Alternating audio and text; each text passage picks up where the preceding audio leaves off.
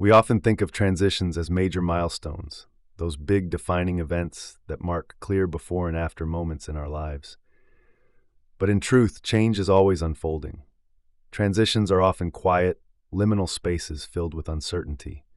They can feel unsettling or even frightening, and yet it's in these in-between moments that personal revolutions so often take root.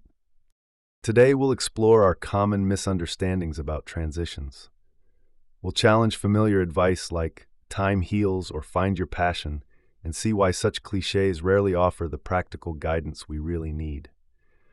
We'll also discover how transitions aren't always tidy, resolved narratives. They're often subtle, ongoing shifts that unfold gradually and are only fully understood in hindsight. Whether dramatic or gentle, these changes hold the potential to open new doors, shed outdated identities, and shape a more intentional, fully lived life. Life rarely offers us clean beginnings or tidy endings. When we enter a transition point in our life, it can happen quietly, in a way that we don't even realize it until we're deep in it, or it can happen suddenly and with a powerful force. Generally speaking, there are 4 different types of transitions. There are the ones we see coming, like graduating or retiring, the ones that blindside us, like a sudden injury or a windfall, the non-events, like the dreams we quietly realize will never come to pass, and the sleepers, the slow shifts we don't recognize until we look back and see how much we've changed. For author Cassidy Krug, she saw a major transition coming. In fact, she was staring it right in the face. Standing at the edge of the diving board at the London Olympics, she knew that her upcoming dive would mark the final moment of her competitive career. Yet, despite this awareness, the transition still proved just as difficult to navigate. She'd spent years training and devoting herself to one thing: diving. It was a large part of her identity. What was her new identity going to be? There was a real challenge in figuring that out. As for Ryan, a celebrated distance runner, his change fell into the sleeper category. His body, worn by years of punishing miles, slowly and gradually began to falter until one day he finally had to accept that he could no longer compete with the best. Then there's Carrie, who experienced the non-event transition of realizing she couldn't have kids of her own. It came after spending years of unsuccessful IVF treatments. But coming to terms with this change in plans created space for a new future she hadn't imagined. Owning a salon, mentoring stylists, and pouring her nurturing spirit into a new kind of family. To mark the end of her fertility journey, she threw herself a hysterectomy shower, transforming a moment of pain into a celebration, claiming the narrative of her own life with courage and humor. And what about Nora? Her cancer diagnosis was one of those sudden moments that hit hard. Being a social worker, she thought she could conquer it just like any other problem she'd faced. It took some time before she realized that her old life was gone forever. Post-treatment, she was exhausted, her body permanently changed.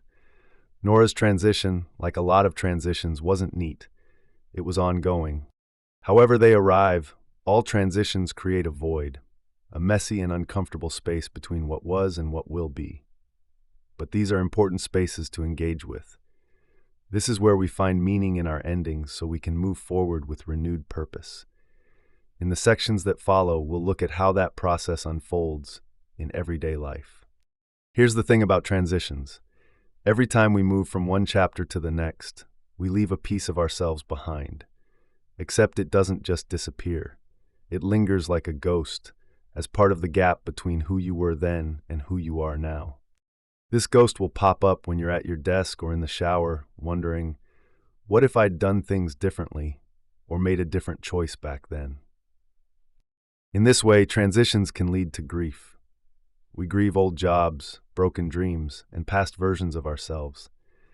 When Cassidy ended her diving career, she grieved the part that trained every day, belonged to a team, and woke up each morning with a clear sense of purpose.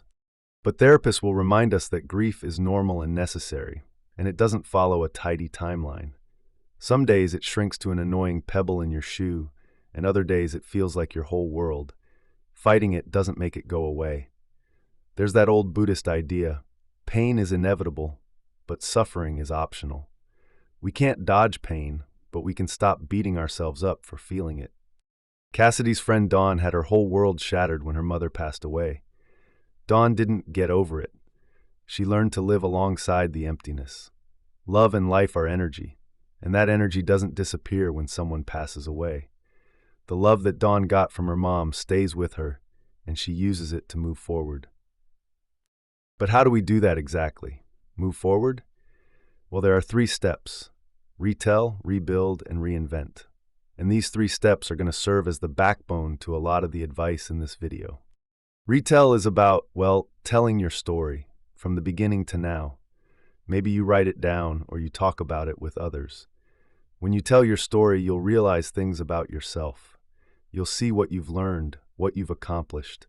The transitions will emerge in a clearer light, and your story will show you something new. You can then use that history, what you've gained and what you've lost, to both rebuild your relationship to your past and reinvent yourself in the present. It's not about erasing your past, but reshaping it, learning from the loss, and using that knowledge to better understand who you are today. The author has a name for that transitional period of time, when you're not who you were, but you're not yet who you're going to be. She calls it the murk. The thing about the murk is that you can't rush it. Don't try to solve your whole life overnight. And as uncomfortable as it may be, it's also a time to reach out for help. Getting a helping hand is often the bridge to moving forward.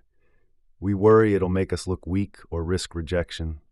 But the truth is, transitions don't have to mean losing community. They can actually be the spark that helps us build one. When the author retired from her diving career at age 27, she got a big helping hand from her Aunt Patty. She helped boost her courage during the interviewing process and opened some doors by connecting her with some friends in the advertising business. In just 1 week, she did 13 interviews, and she learned more in those 7 days than she had in months of sitting in her room, down in the murk. She learned 2 important rules. If you don't ask, you likely won't get help, and people are often more willing to help than you think. When we're going through a major transition, we need support to get through the growing pains. It takes time before we start to acclimate, gain confidence, and feel comfortable in our new role.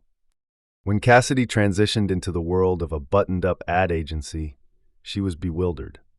She literally didn't speak the language her colleagues were using.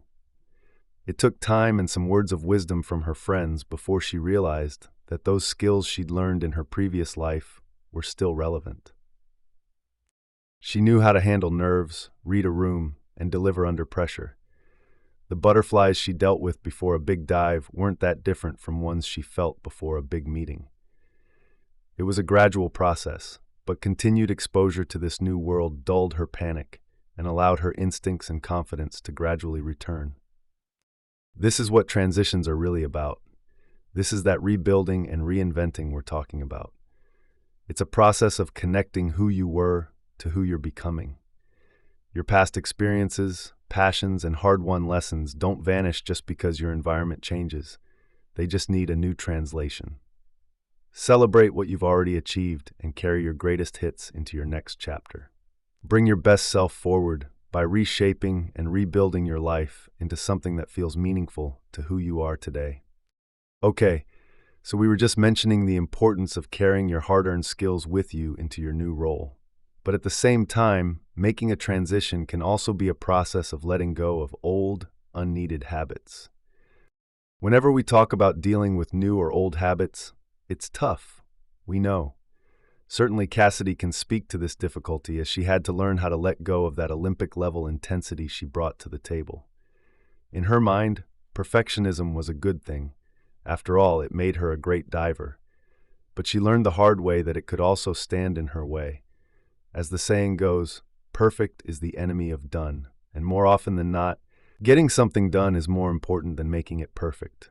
In fact, perfectionism is a guaranteed ticket to burnout. So Cassidy had to unlearn the mindset that got her to the Olympics and build new muscles around adaptability and knowing when good enough is truly enough. To put it another way, adaptability goes hand in hand with knowing how to quit something when it no longer serves us. Now, when the subject of quitting comes up, it can make some of us squirm a bit. Quitting is kind of a bad word, isn't it? Instead, we're taught about the importance of grit and determination. In Annie Duke's book Quit, the former poker player and current professor of cognitive psychology argues that grit isn't always the answer.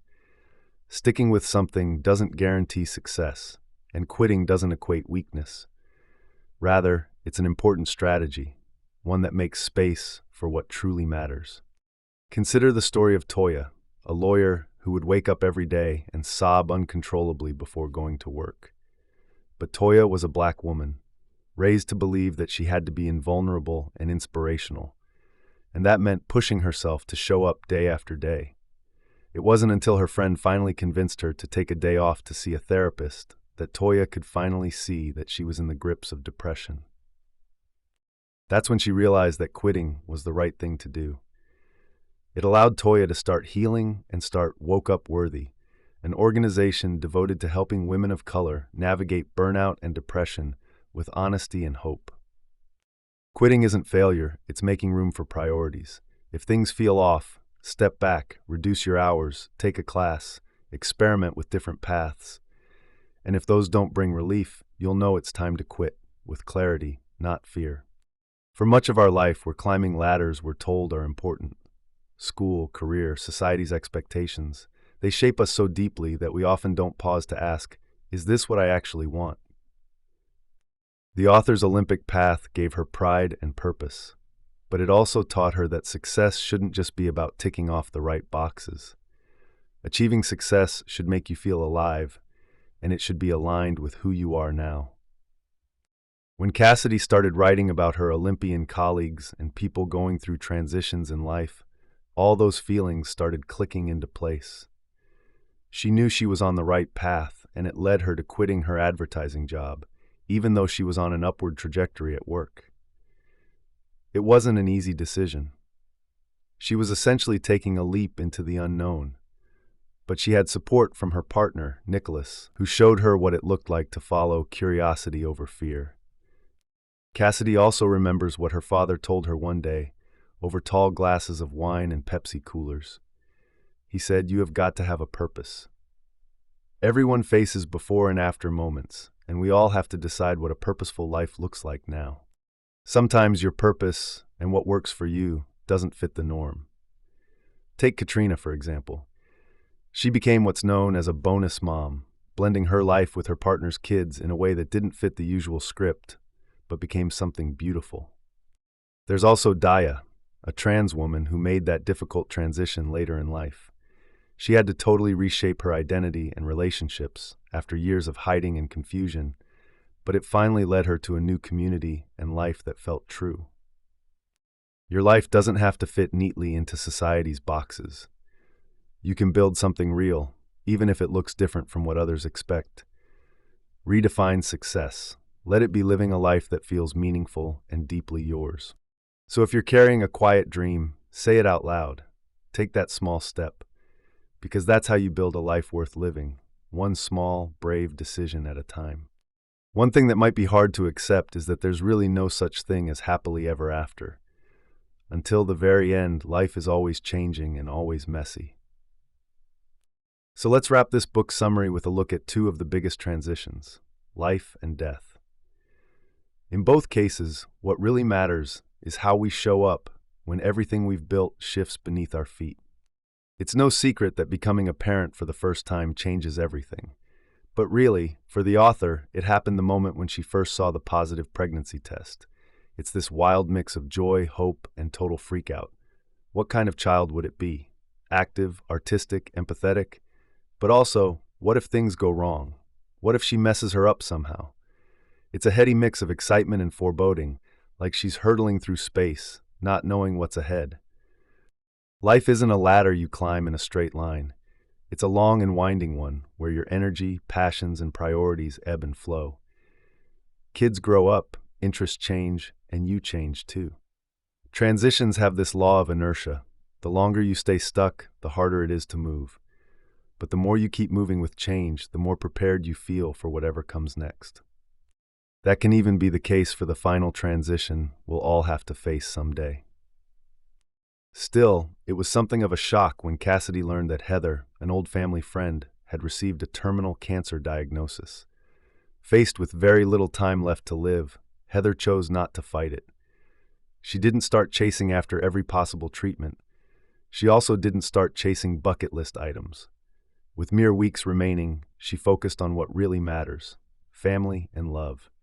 For the author, that kind of radical acceptance is both humbling and inspiring. And it brings us to perhaps the most important message: accept change.